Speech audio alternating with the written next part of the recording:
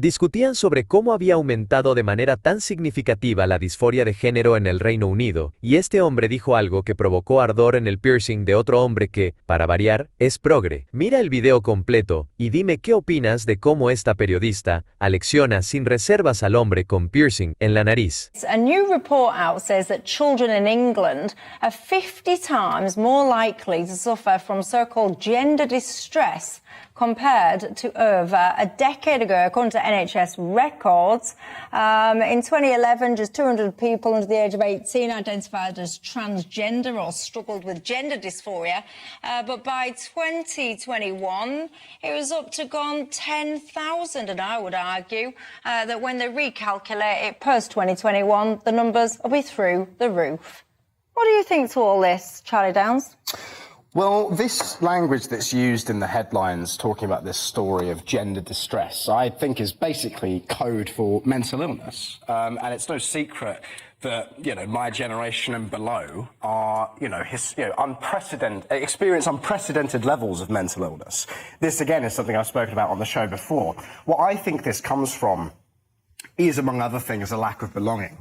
And I think that is a result of a number of things, including bad education and ideologically driven education about the history of this country, the idea that we should be ashamed of our nation, ashamed, of our various identitarian credentials, which is why the left offer young people the identity politics that they do, along the lines of race, along the lines of sex, along the lines of sexuality, and so on. And that is part of this story. But I think that Hold on, how does someone being taught, I don't know, Brits are all racist or whatever it is that they get taught, or some would think that they get taught. How does that make a boy then think, actually, I'm a girl? Because what that does is it deracinates the person in question. It makes them feel as though they are not part of a people. And that if they are, they should be ashamed of that people. And so they go searching for identity in other places, like in gender or in race or whatever else. But I think that really those are poor replacements for what would in ordinary times be a sense of community, a sense of belonging, a sense of purpose, a sense of place. And I think it's the lack of those things that so many young people experience that drives them towards, again, what's described here as gender distress. And I just think that the conversation about this is wrong. We are talking about downstream consequences of a more fundamental issue, which is that we've behaved as if living under this kind of liberal moral paradigm that we have since the end of the Second World War, we've behaved as if individual self-expression is the most important possible thing. The idea that you can't judge people and so forth, and that, your own identity, self-defined identity, is the most important thing. But what I think that does to people is it makes them a little bit loopy. Cyril? Well, no, I can't really say I agree with any of that. What I would say, though, if we want to talk about, I don't know about the lack of British identity or whatever, but what I do think creates a hostile environment for trans people, and why so many younger people particularly may suffer with gender dysphoria, is because of the climate of which they live in, where you have political, media and public figures demonizing them. I think the conversation very often about trans people descends immediately into the gutter and removes the dignity and justice that these people deserve. Just like us, trans people want and deserve housing, education, jobs, opportunities, but so often are they derided in debates as being deviant, as being wrong in some way and not supported. I think the number... Well, hang on, some of these fellas that go around dressed as women with their, their fake in their bras, they are deviants, quite frankly. I don't know who you're referring to. Well, there's a condition, what's it called? I'm probably going to get... Gynophilia? Yeah, that. Where, sorry if you've got children listening or if you're a sensitive disposition, where some men actually get sexually aroused by the thought of themselves as women in women's stuff. Right. Well, whilst I'm sure those people do exist, I can imagine that's an extremely tiny minority. But trans people have always existed. Look, historically, back through, go back as far as ancient Greece, ancient Rome, whereas obviously there's not so much the surgical sort of changes people can have these days. Gender dysphoria has long existed. It's in, as I said, mythology. It's in Shakespeare's plays. It's through literature, through the centuries.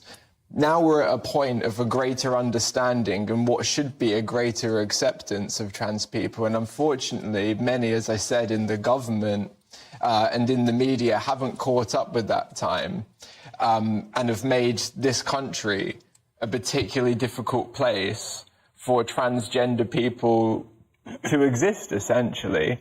I mean, it's worth noting as well, in the United States and in this country, about 50% of trans people have self-harmed and a similar amount have actually attempted.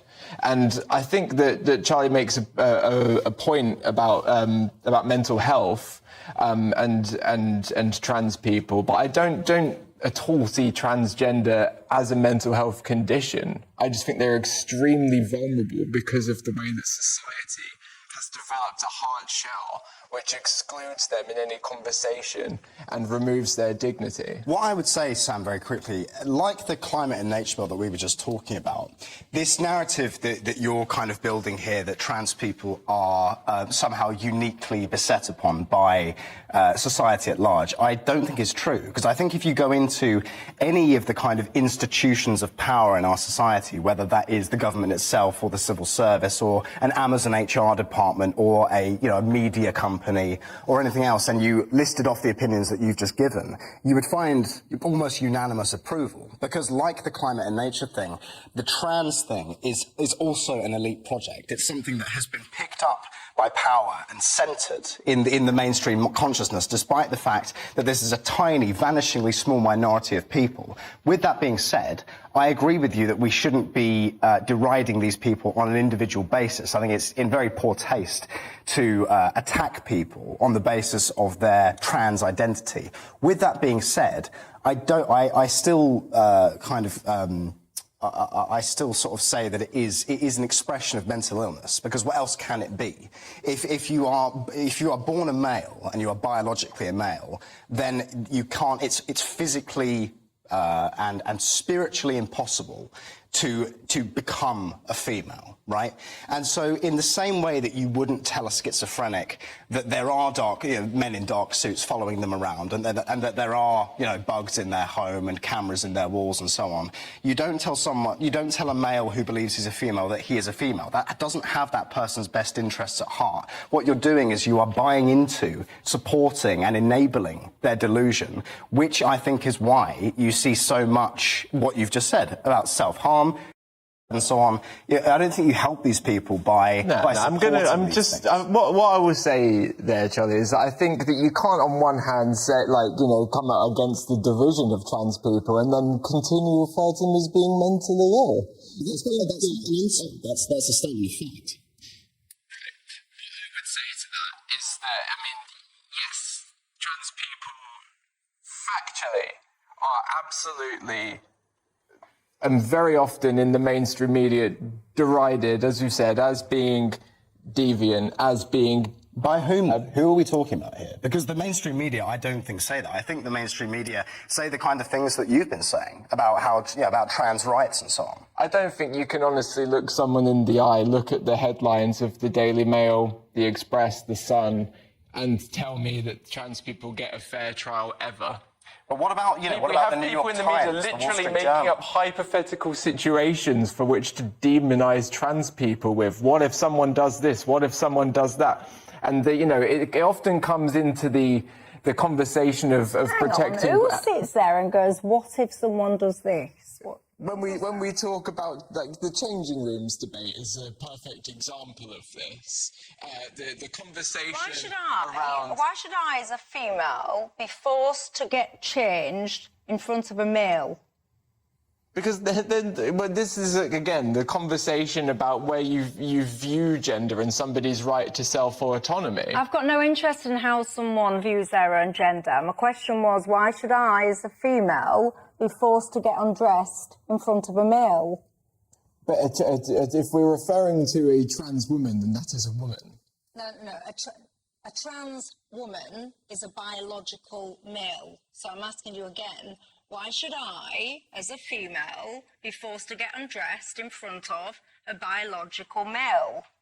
Right, but if somebody has a gender, No, answer for example, that question. Well, nobody's making you do that, Michelle. Yes, you do. There's cases going through the courts at the moment. I can think of one such case in the NHS where some nurses are taking action because they were forced to share a changing room with a gender-neutral changing room where there was a what you call a trans woman, i.e. a biological male, using those facilities. So, yeah, it actually does happen. Right. So I ask you again, why should I, as a biological female, be forced to share and get undressed in front of a biological male? No. I will say trans men are men, trans women are women. That is my opinion, and I think that we need to respect So we haven't answered it. So basically what you're saying is I, as a biological female, have to get changed in front of some fella because you say the label is... That transgender people are... Do you think that trans people exist? Like... I think that what you call a transgender woman absolutely exists. I don't think it's a figment of your imagination, but I think that they are categorically, biologically male. So therefore, they cannot and should not be able to access female-only spaces. Lots of women like me do not want to have to get dressed and all the rest of it in front of biological men.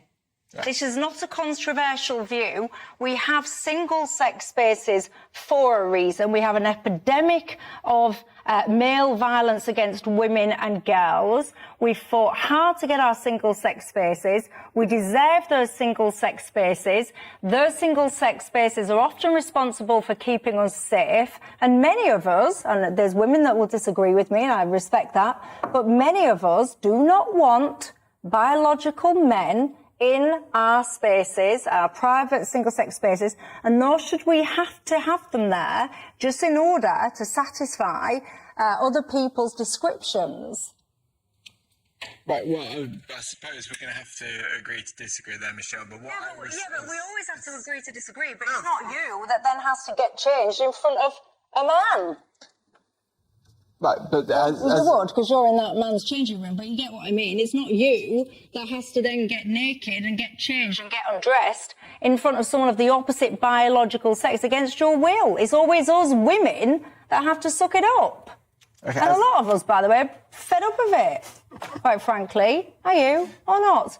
Es preocupante cómo los hombres extremadamente delicados están ocupando espacios que históricamente han sido reservados para mujeres, como baños, vestuarios y competencias deportivas. Estos espacios fueron creados para garantizar la seguridad, privacidad y equidad de las mujeres, pero ahora se ven invadidos por individuos que, a pesar de identificarse de otra manera, conservan características biológicas masculinas. Esto no solo genera incomodidad, sino que también pone en riesgo la integridad de las mujeres. Resulta llamativo que, ante preguntas directas como ¿por qué yo, como mujer, debo desvestirme frente a un hombre que se cree mujer?